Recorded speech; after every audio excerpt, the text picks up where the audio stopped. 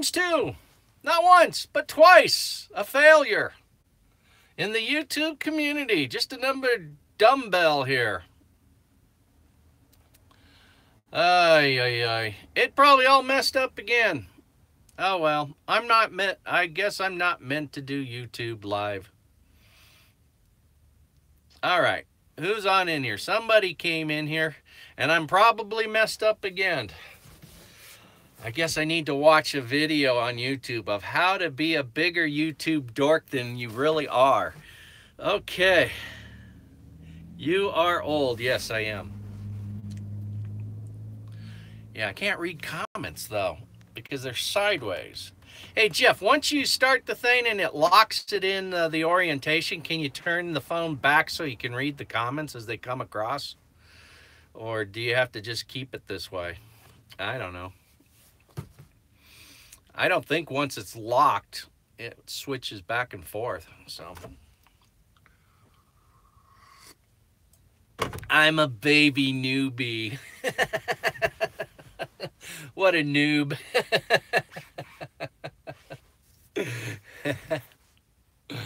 Ay, ay, ay. I was thinking of my great-grandmother this morning. My great-grandmother lived to the age of 107. I'm turning this back. I can't read these things. Picture, then hit start. Okay. There'll be another one down the road, but for today we're just leaving it right here, since we're just another bonehead YouTuber here in the pool of life. Boy, there's been a lot of drama on YouTube lately, just in the last few days. Boy, ay. Actually, I mean, I empathize for the people and the parties involved, but God, it's damn funny watching it. Oh my throat hurts. I've been laughing so hard, and that's terrible. I'm just a rotten person, I guess. But anyway, I was thinking of my great-grandmother this morning. My great-grandmother, I had the opportunity as a young man, teenager, and a child to spend a lot of time down in Huntington Beach, California, because my great-grandmother lived 1 mile from the Huntington Beach Pier, and my great-grandmother lived to the ripe old age of 107. Now, she didn't live alone in that place, at that place on the beach. She had, you know, her later years, she went into a place with elderly care, just like a lot of people do. But that lady stayed healthy. She walked to that pier every day, walked to the market, bought a quart of milk, bought a loaf of bread, just bought one or two items so she could carry it. She didn't have a cart to put it in. She actually carried the one bag. And it was a paper bag because we did not have plastic sacks back then. But I remember her place. Her place was like a studio apartment. It would have 2 stories. The downstairs is where she lived, and upstairs was a 1-bedroom kitchenette apartment. Now, she never rented it out, but anybody who wanted to go visit Grandma could stay with her in that apartment. And I remember that house went up in 4 days.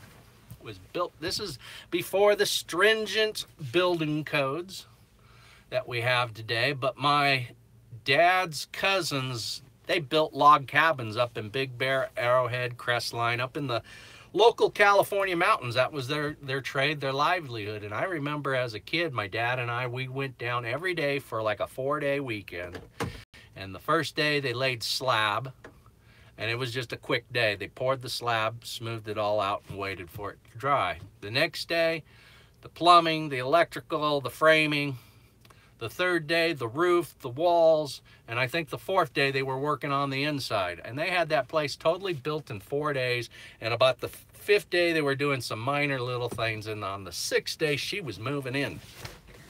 And the whole family built her that house in just a matter of 4 or 5 days. That was awesome.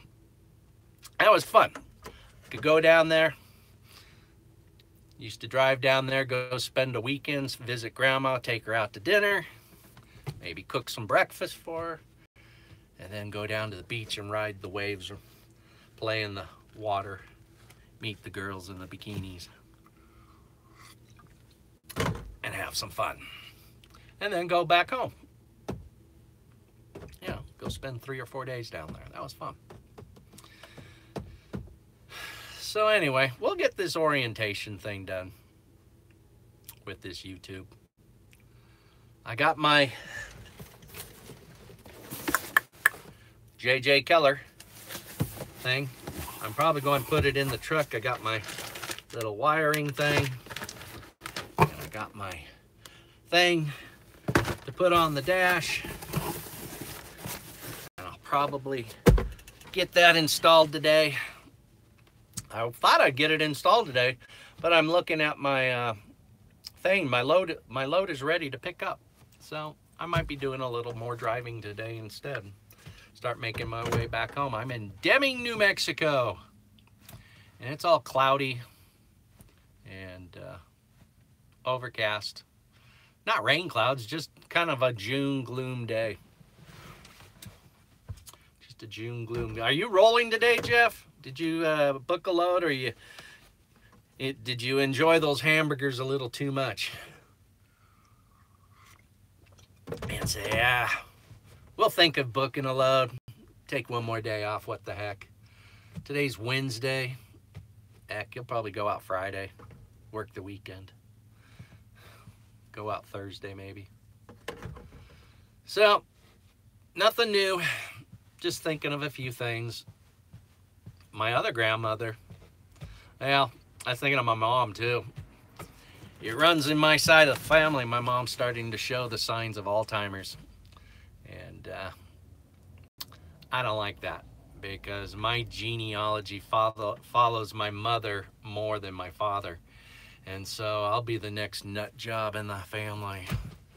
But my grandmother has it. My mom had it. And now my mom's starting to get it. So guess what I get to look forward to? My grandmother had good memories, but at the end, it's weird, that disease. You remember certain things and other things you don't remember.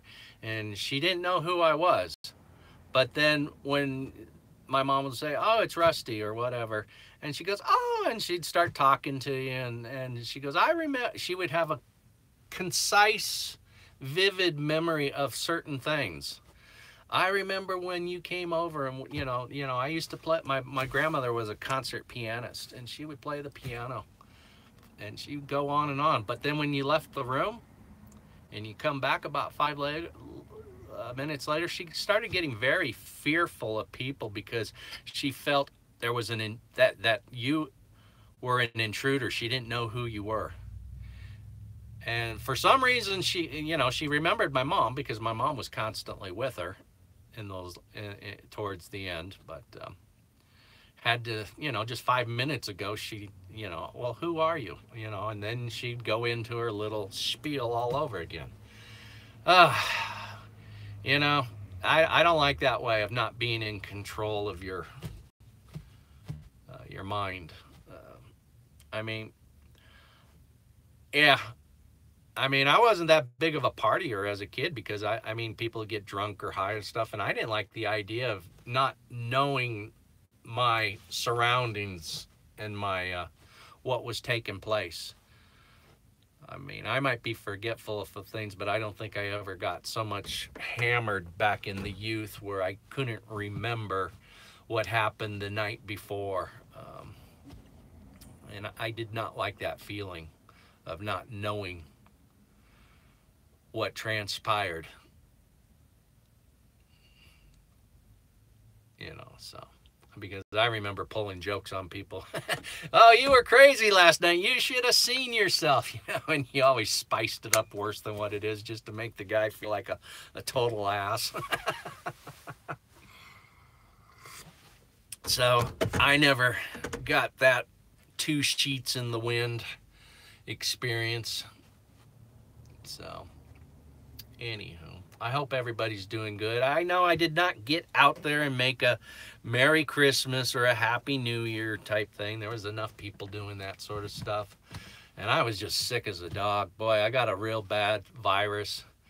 And I'm glad I was home. I couldn't imagine being on the road with that thing. But I made it home. And boy, I was sleeping almost 20 hours a day. That's how sick I was. I just stayed in the bed. Didn't even get up. But I'm glad that's over with. We're up and rolling. And so, where am I involved in getting my authority? Would you like to know? Would anybody like to know?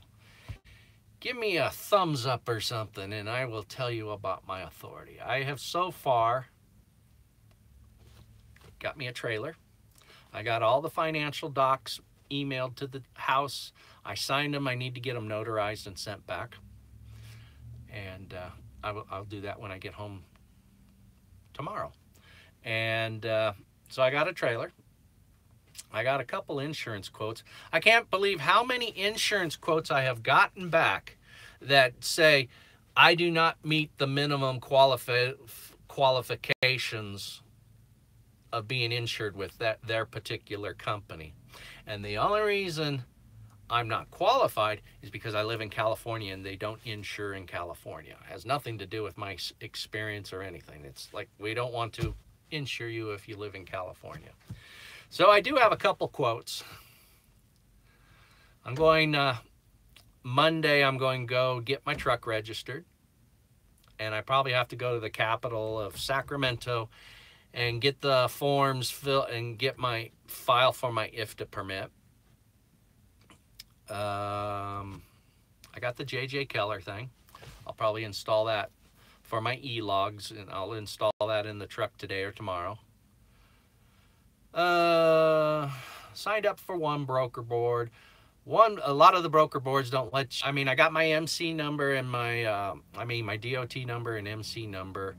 I'm supposed to get the authority on the 9th of January, and that will start the waiting period. I guess they want the DOT, FMCSA wants to see my proof of insurance. And then you got to wait a certain amount of days, five days, once they get the proof of insurance. I got to call a factoring place. I called them, but the person that Jeff referred me to, his son, he wasn't in the office. I guess his son broke his arm, so he wasn't in the office that day. So I need to follow back up and call him again. I like to talk to people. If somebody refers me, I don't want to be passed on to someone else. I want to talk to the same person that I originally, that I was referred to. I mean, it's like going to a car lot. Ever go to a car lot to buy a car and you're working with some person and then they pass you off? Oh, well, here's my associate. He'll finish this up. And then, oh, well, here, we'll pass you off to the financing agent. Well, and they pass you off. Oh, and this is Tim. He's going to bring the car around and he's all washing it up. I want to work with somebody from start to finish. I hate being passed or shuffled along. There's something about working with an individual and seeing it through to the end. I don't like that. So, I don't know if Jeff gets credit or anything, or if there's any perks or bonuses, but if somebody referred me to a certain person, I will talk to that certain person and not talk to someone else, just because that's the way I do things. So, anywho, I haven't booked any loads for next week because I'm probably going to try to do as much as it's hard to do stuff on the weekend because everybody's Monday through Friday. They don't realize in the trucking industry, hey, we're working weekends sometimes, or we're off on the weekends and we would like to conduct business on the weekend, but no, you have a Monday through Friday operation here. So I gotta go out of my way to do business with you because you're Monday through Friday. Fiddlesticks, right? That's good coffee. Yes. Yes, so hopefully I'll do better on a live feed in the future. I'm still learning.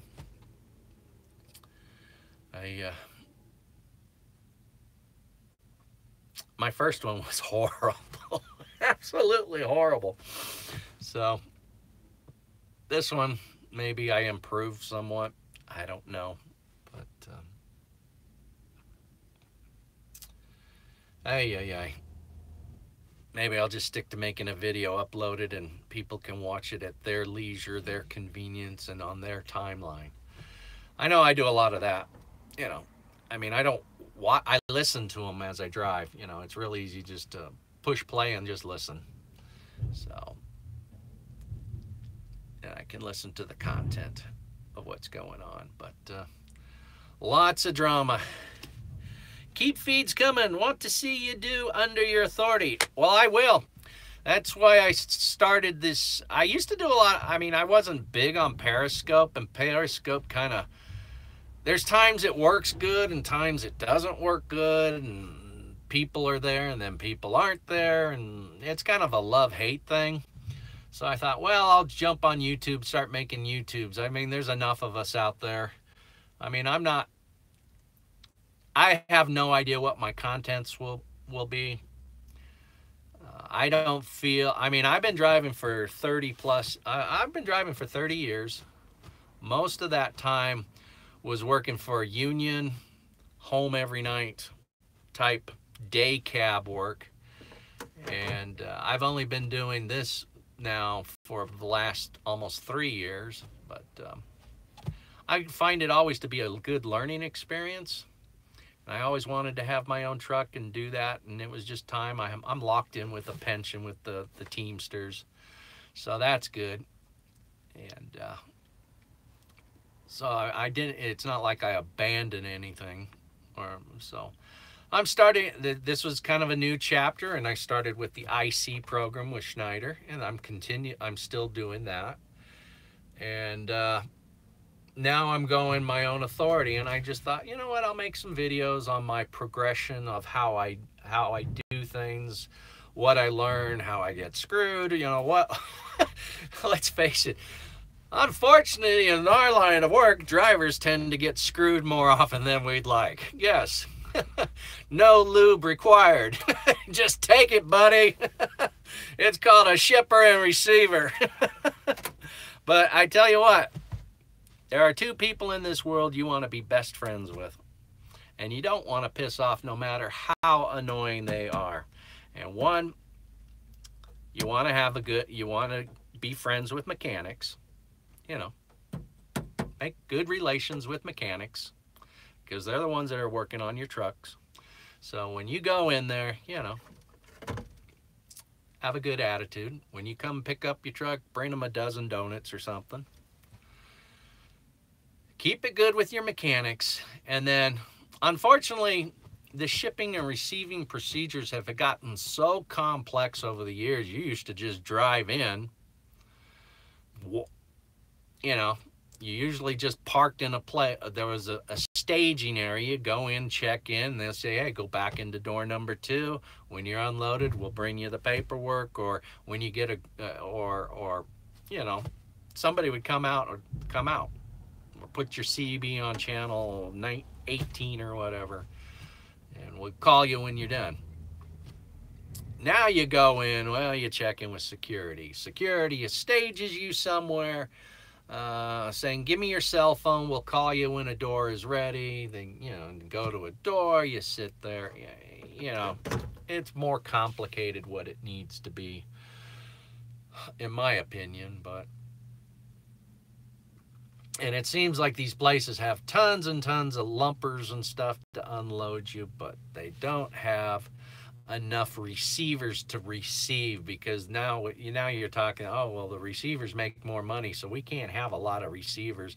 And you get like one receiver, and he's in charge of 30 whole doors.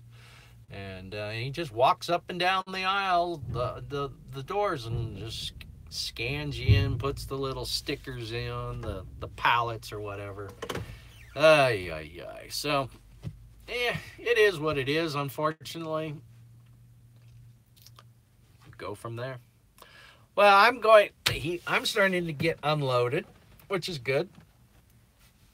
You know, I don't know why Schneider makes a big deal. Well, you got to be there at 7 a.m. Okay, I'm here at 7 a.m.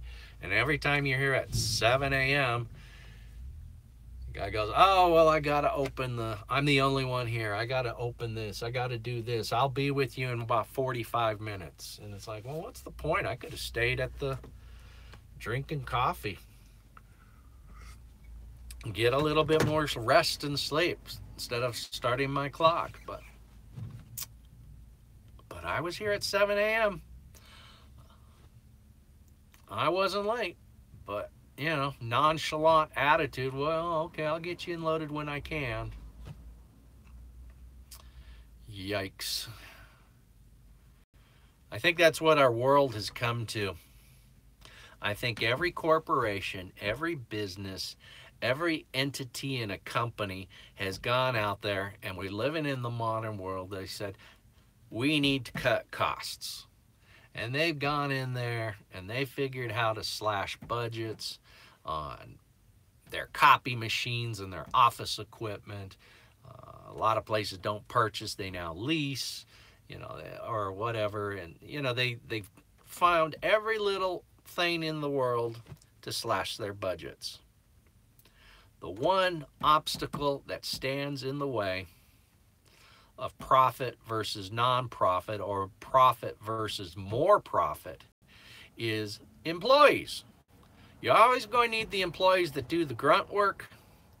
You know, it's like back, companies would phase out phase out higher salary positions and have little more mid-salary positions.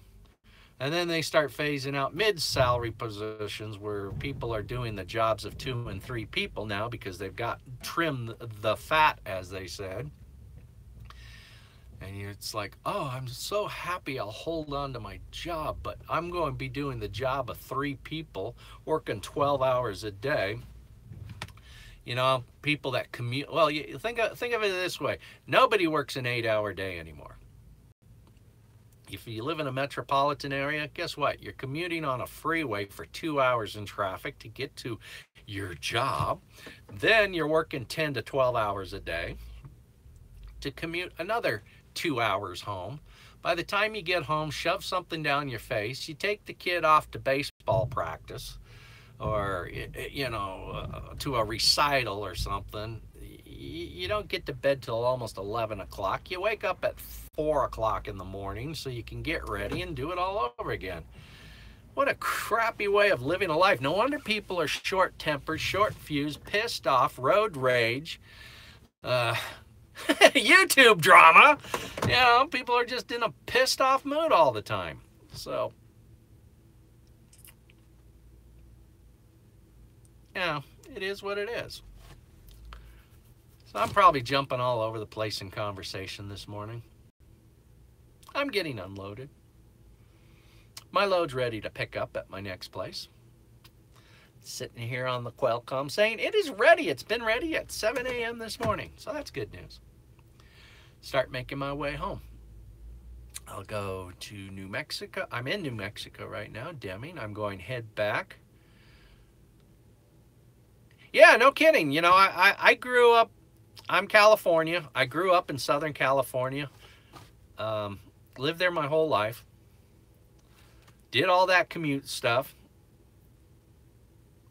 And about 10 years ago, we moved from Southern California. Yeah, I moved from Southern California. I lived in Corona, California. And we moved up to Fresno, California. I now live in Clovis, which is just, you know, the next town over. But, you know, moved up there about 10 years ago. And it's a slower way of life. It's a smaller community. People are more polite. Men hold the door open for women. They're not so rude. I mean, people still get in a hustle and bustle, but, you know, it's nothing like Southern California. But, you know, I understand why people, I mean, you get burned out. I mean, that was one reason why I left. I mean, I had a really good job down in Southern California, and I took a cut in pay and moved up to Central California, but I slashed my house payment almost in half. So I made less money per hour working, but, you know, my expenses at home were a lot less too. So, but That's one reason I got into this. I wanted to try to get back up to the salary caps that I was making in Southern California and do a little bit better and prepare for, where do you want to move to? I know my wife wants to move again.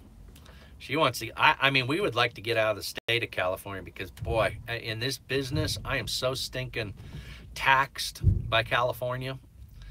If it's not the road tax, it's the franchise tax, it's business taxes. Oh, I'm just, so many fees and regulations in California, it is unreal. Arizona, Texas, Idaho. Idaho's pretty. I like that. I just don't dig the snow. Arizona, we checked into that last year. In fact, we took a vacation down there and worked with a realtor, looking at some places out there. My kids want me to move out towards Vegas. They want me to live in Henderson because they would have a free hotel to come out to Vegas. To come stay when they visit mom and dad, you know. And believe me, they're not visiting mom and dad, which is fine by me. No, just kidding. They want their free stay. They'll catch an Uber ride into Vegas and they'll catch an Uber ride back, you know. So, you know, kids, whatever. I have 2 daughters. One is married. My youngest is married. My oldest is single, but she's kind of getting a little, I don't know if she's getting serious. She has a friend she is seeing. He's a lawyer too. That'd be cool to have a lawyer in the family. I could have him look at all my documents and my paperwork. Hey, do me a favor, check this out for me. Does it look legit to you? You know, who wants to read through all that nonsense? Yeah, so yeah, my oldest is 32. Boy, my wife told me that the other day. Her birthday's December 29th. She has a December birthday, which she hates. I don't blame her. But anyway, I go, well, how? I go, gosh. I said, she's getting older. What is she, about 30 now? My wife told me, no, she's 32. I go, oh, shit, where'd the time go by? I'm feeling old. Ooh, coffee is gone. That's all I drink with coffee. Just 1 commuter cup. I learned my lesson the hard way of drinking too much caffeine. One, I'm sensitive to it. Makes me bounce off the walls if I have more than 1 cup. And there for a while, I passed a kidney stone. Oh my gosh. Horrible, horrible, horrible. So that shapes up things real quick. So you drink a lot of water. Don't ever want that to happen again. More water. Hardly any sodas. I might have 1 or 2 sodas a week. That's it. Just not into it. 1 cup of coffee. If I'm home, I'll have some beer in the afternoon or something. I like iced tea, but I like decaf iced tea. And I'm the strange one. I don't know how people do it. Drink the sweet tea. I drink tea without any sugar. So I'm the real odd duck as far as that. Most people like sugar in their iced tea. I think it's kind of different without it. You know, too much sweet stuff in our foods and our drinks and our beverages and everything these days. So to get away, to drink something without sugar is different. So anyway, I just wanted to get out here, try a live feed a second time. I haven't been too successful doing it. But with practice. Yeah, lemon wedge. Yeah, that's good. You know what? Back when I was a kid, well, this goes back beyond when I was a kid, before I was even born. Grandparents and my parents, during the time of the Great War, World War II, there were shortages of things. Families could not get certain things in supermarkets, and sugar was one of those things that was a hard commodity to come by during the Great World War II. And so families would really ration the sugar and use it for baking rather than every day. So people learned to drink their coffee black. If you were a family that drank iced tea, you started saying, well, we're going to drink iced tea without sugar, because sugar was so expensive back in the day. And that trickled on to my parents. And now so, you know, it is what it is. I don't think sugar is expensive now, but it's just something, oh, during times of crisis, we hold back on certain things because we don't know if the store might carry it. And during those times, there wasn't many stores. Now we live in mega mini malls everywhere, where every little town and community has 27 grocery stores and mini marts and gas stations, and you can get anything you need anytime you want. So, you know, I don't think we have the shortages, but, you know, that's how parents and grandparents were during times of crisis. You cut back on certain items, certain things. And sugar was one of those commodities that was really got expensive during the Great War and times of conflict, and just out of habit. Oh, well, now we're going into the Vietnam conflict. Oh, now it's the Korean conflict. Oh, and it's like, oh, well, we better hold back on our sugar because it might not come around. So, you know, that's just what people did. People don't do that anymore, but that's what our grandparents and our parents did, because there was only one grocery store or two grocery stores in the community, and when they ran out, they ran out. So, yeah. Well, you know what? As I'm 56 years old, and I remember as a kid. Yeah, well, we'll figure it out. We'll figure the landscape mode out. I'm just all thumbs when it comes to this stuff. But as kids, I remember, you know, for our kid now. Hey, you can have a Starbucks anytime you want. You can have a mega soda. You go to supersize a meal at McDonald's. You get a big 64-ounce soda or something. And it's just diabetes. It's just sugar. It's everything. And back when I was a kid, I'm not ancient or anything, but having a soda was a treat. It wasn't an everyday necessity commodity. You'd go over for a Sunday meal over at grandmother's. Well, grandmother would spoil the grandkids, and dear old dad, we liked root beer. We'd have a thing of root beer as a treat. And, you know, that was it, just on special occasions. I remember every once in a while, Mom would buy, you know, you drank Kool-Aid or something, you know, if you wanted something. But, you know, sodas? Nah. Now it's just everyday common. And now it's, ever notice when you go to a mini mart on how many doors are filled up with just beverages? I mean, if you go into a 7-Eleven or a gas station convenience store, you have one door that might have some dairy products, maybe some milks, some cheese, some lunch meat. You go down at the far end, you might have 6 or 7 doors just filled with beer and alcoholic beverages. And then you have like 20 doors filled with bottles of soda, bottles of tea, bottles of power drinks and energy drinks. All sorts of beverages. I mean, it's so competitive. I remember I started in the business as a merchandiser for Coca-Cola because they didn't have any driver positions, so I started as a merchandiser to get my foot in the door. And these grocery stores, you know, they had back rooms and stuff for their stock, their merchandise, but now so much of their back room is filled with sodas, water, energy drinks, teas.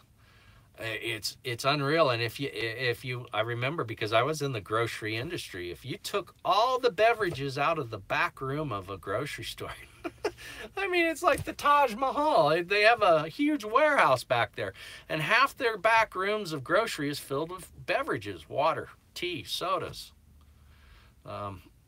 Anything in a plastic bottle that's on a shelf. Yeah, it's crazy. And we just have come so complacent that, oh, we need to have this so we can consume it anytime we want, you know. Crazy. We're spoiled. We're spoiled. That's it. We take it for granted. You know, it is what it is. Well, I'm going to get off here because I think he might be done unloading me. There hasn't been any movement in my truck for a while.